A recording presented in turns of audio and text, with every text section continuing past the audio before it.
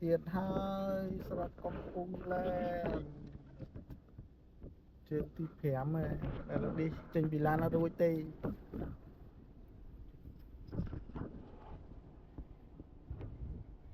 trên bị lan nó đôi tê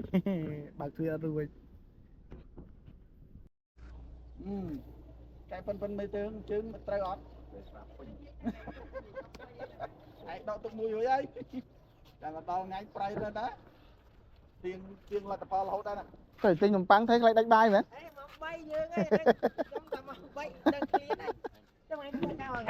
đó lấy bộ phồn ấy bộ tiền ấy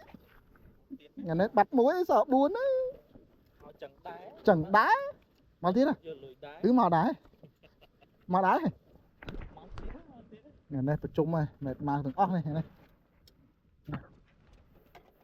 còn bọc kê đó pin khát bao giờ nó biển lực khát kê tích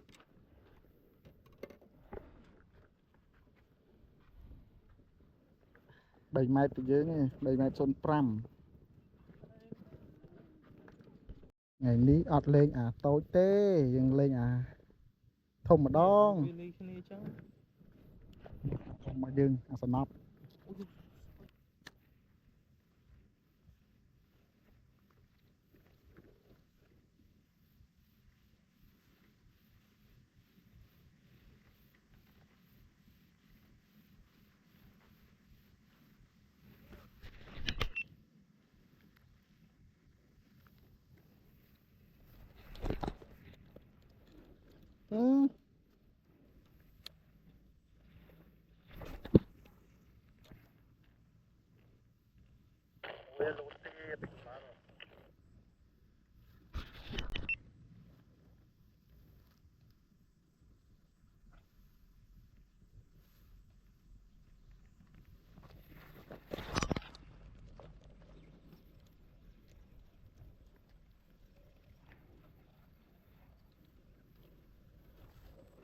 Bình bị đẩy con ơi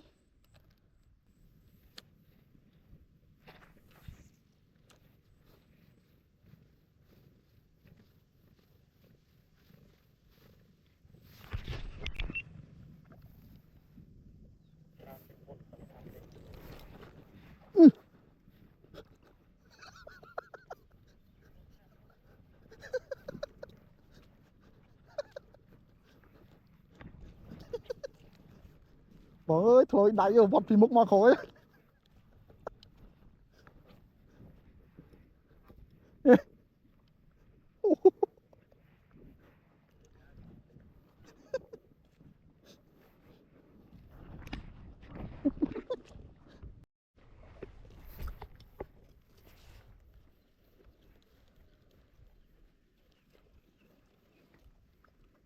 đi hiện thời tí cái này hiện thời tí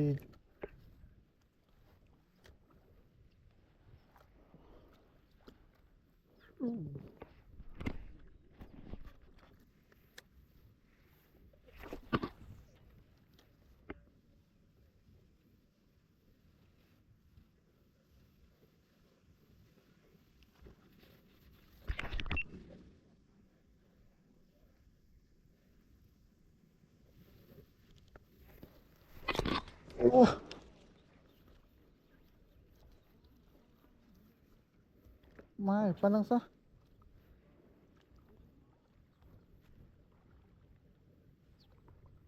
shit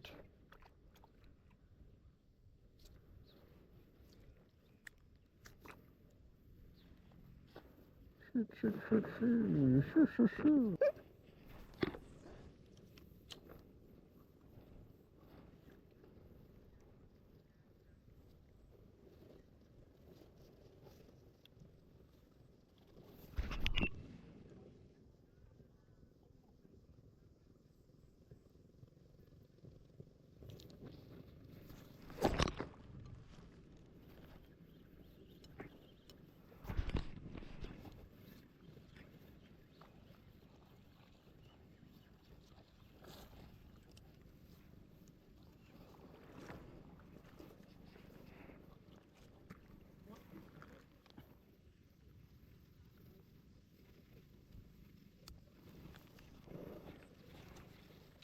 Ô chỗ bà lâu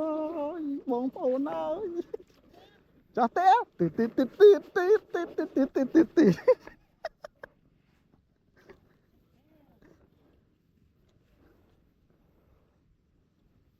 anh nắng à lột khăm nắng à cho té tít tít tít tít tít tít ơi đợt này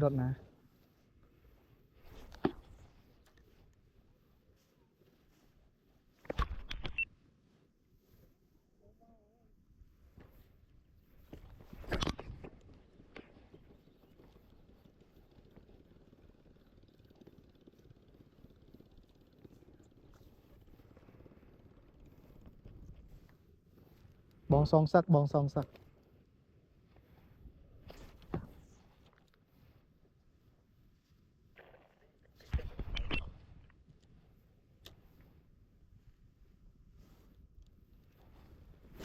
tôi nhảy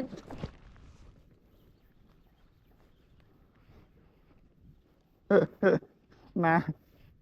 căn này đi bọt nó ở đây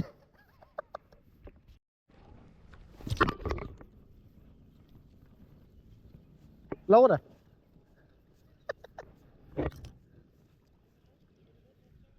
bọt cháu việc lại vì lốt biếm phá này nè người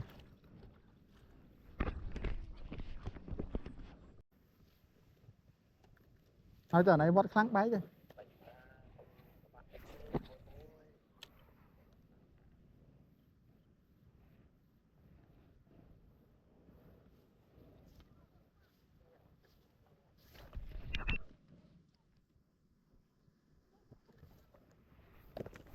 tôi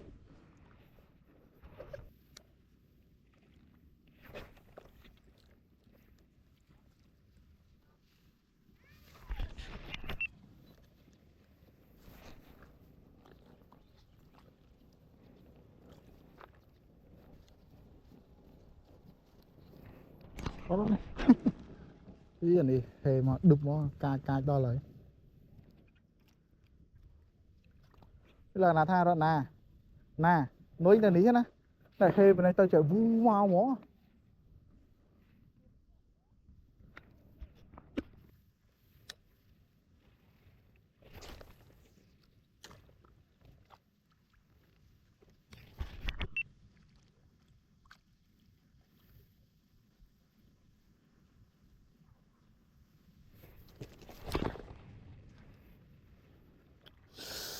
ô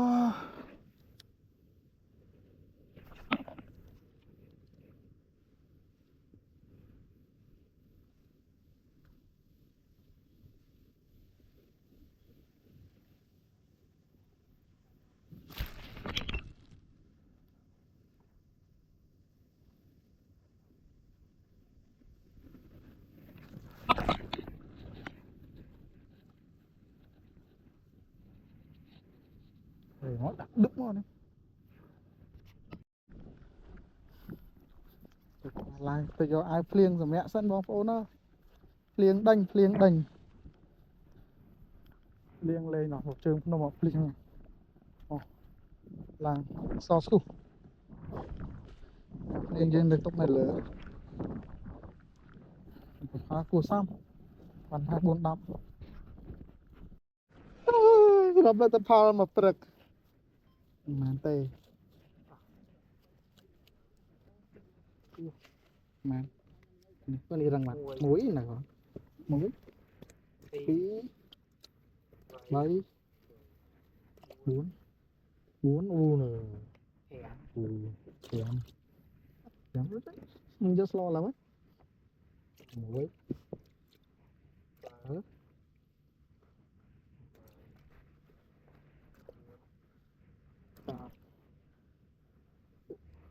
mũi đập nhảm bảy bảy đập buồn đập ram đập ram mà đi một ngày cứ cài âm như thôi sao mà rồi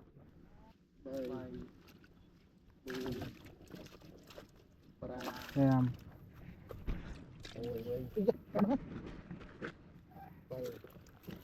ý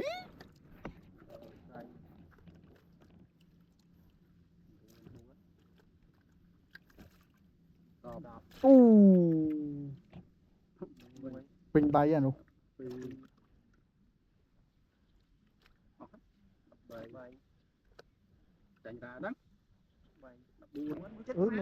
mà mệt nó có mùi à không phân à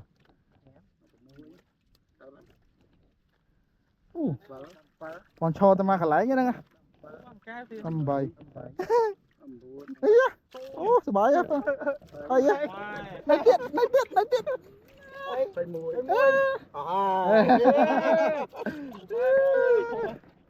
bóng thế bạn thôi hay ổn đến đây tiết à tần nuôi khôi mà món đầu nhưng đâu đây là đá đó tại chương trình mà vậy nhá đấu rồi lên ập thăm nói với lên sau đây rồi cô bật ban nhai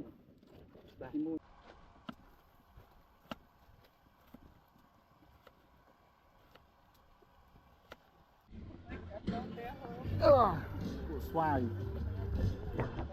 năng hay bóng đây trắng cái trắng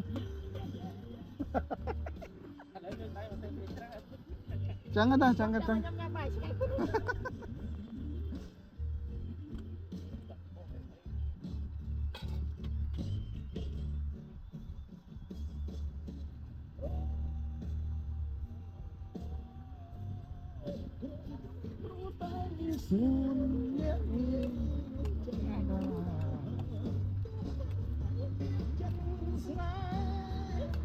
lìa hỏi tới trăm bon còn nặng krương hỏi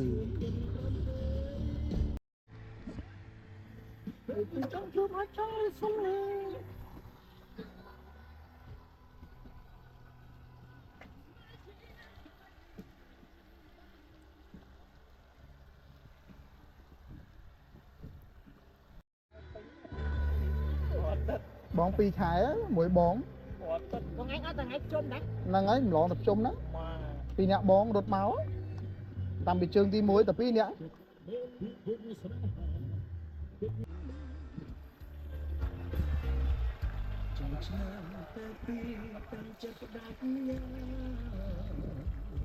không prang sắc xa lũ tra bàn chơi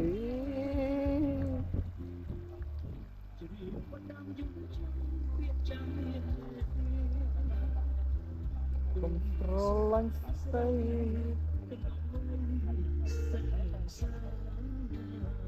ồ hộp ta bỏ bầu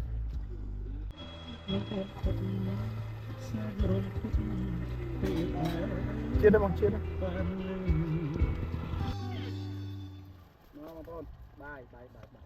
nhà này tên mẹ phân năng nhầm ngơi bên ấy á ngơi cái ba bài tham nhau tập đây đấy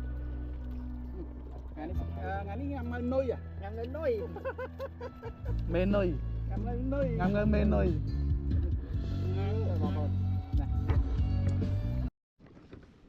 ai háo giữa clip của văn của mô sầm ram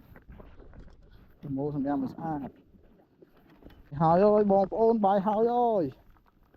sầm mẹ mà sao tu hiệp trong văn rồi đó nhìn tranh phải dốt tiết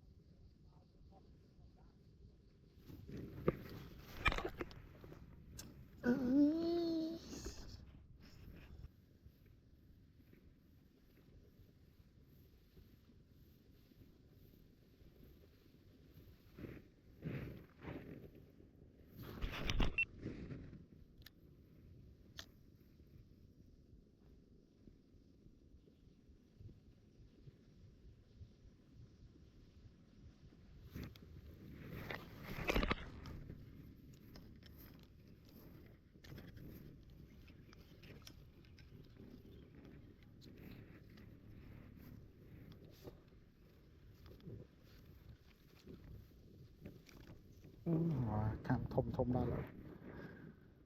bên đó chăm cái đó là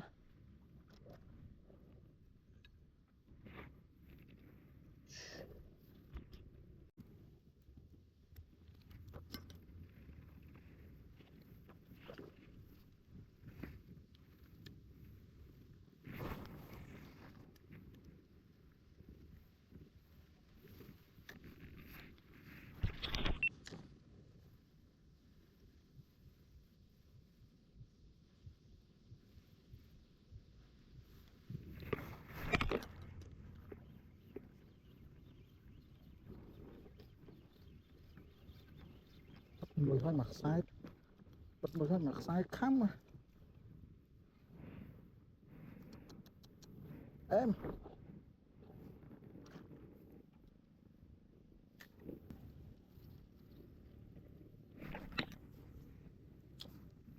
chẳng ở tay rồi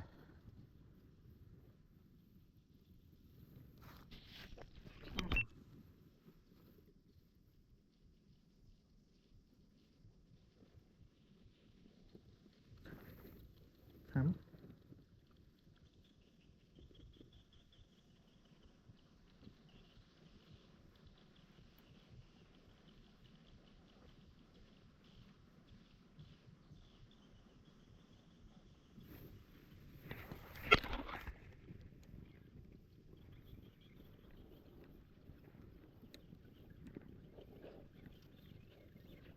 ôi giời tụi một chực nóng lắm ấy đi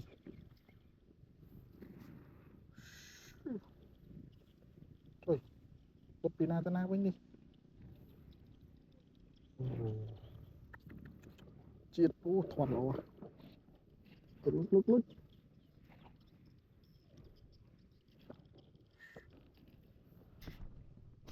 thoát lại nói tức ham đứt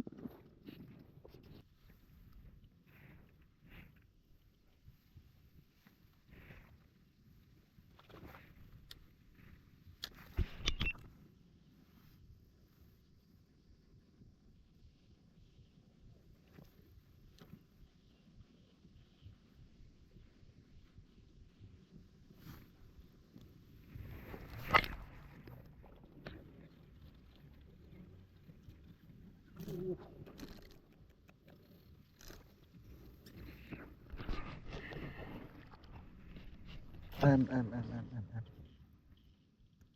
im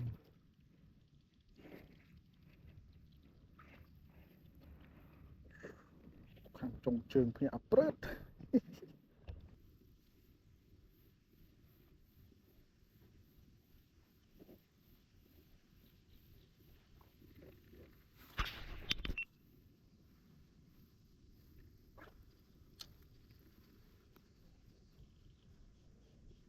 អូដល់បាត់ហើយណា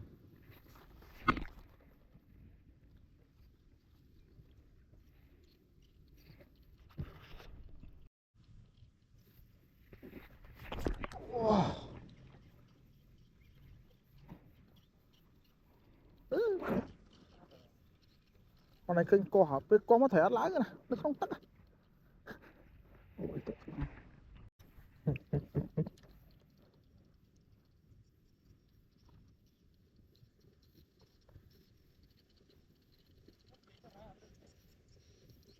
lư ta lại bao bong mà bị bao bón này cho tắt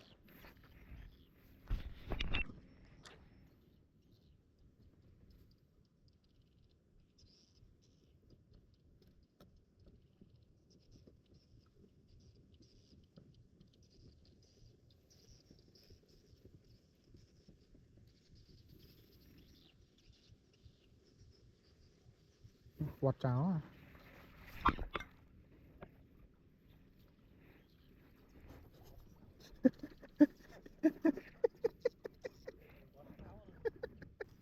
rồi cam lên đã cam cỡ ấy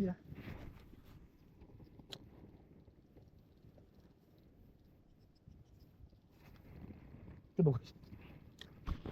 ô vu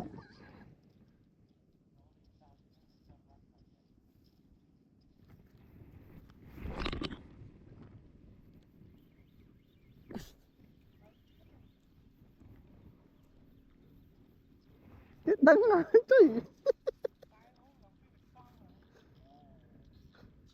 Chà tê. Tê tê tê tê tê tê tê tê tê tê. Chà tê.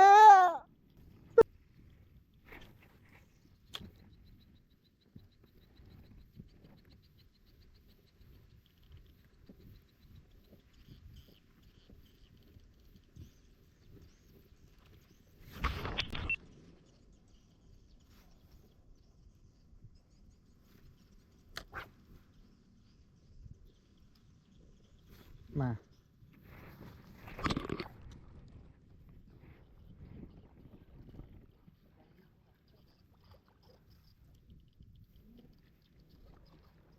vọt làm tiên coi chả.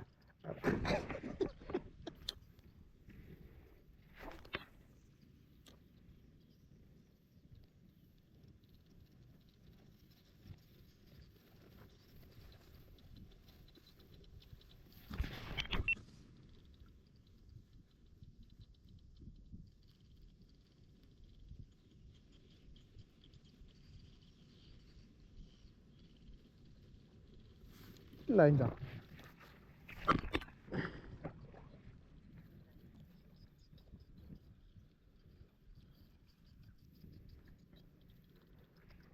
Lý là đứa nghĩa mà lý là ắt răng ai cũng tính ắt có về trời công liệt ca đâu vậy.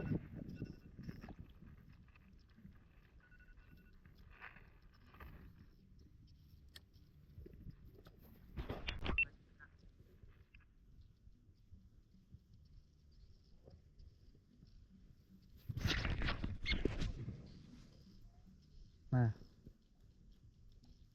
nè nè nè nè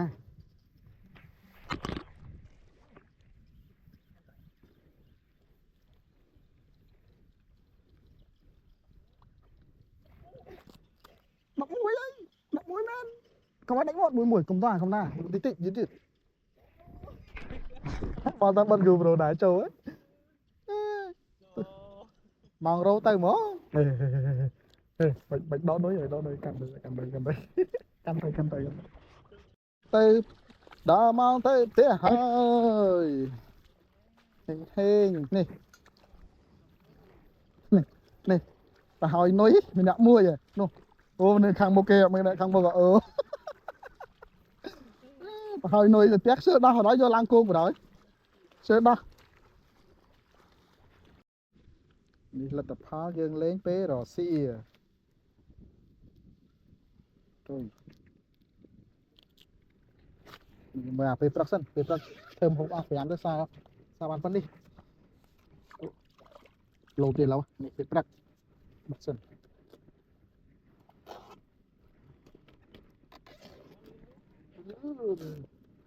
này môi nhìn ngò bát môi pi bảy bảy bốn trăm môi ba bảy bốn đạp đạp môi đạp pi ngày đạp bảy bảy bảy bốn bốn đạp phèn đạp phèn sam sắp cútไปปรักดับพรำทั้งไงดับพรำsam sắp cút ok tôi thông miếng ấy đong về vọt ban này ta hàn lên vô vọt lên ta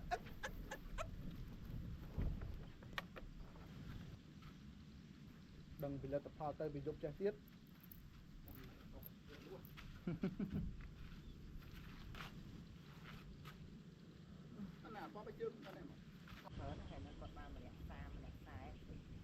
mà kiếp với đi ở bán tay quay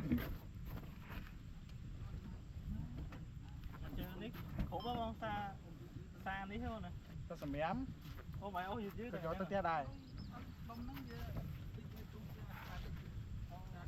nó thì mẹ mà miễn dương sờ lạnh cái lạnh lên dương sờ lạnh phạt than dương dương sẽ mặt ngọc này ok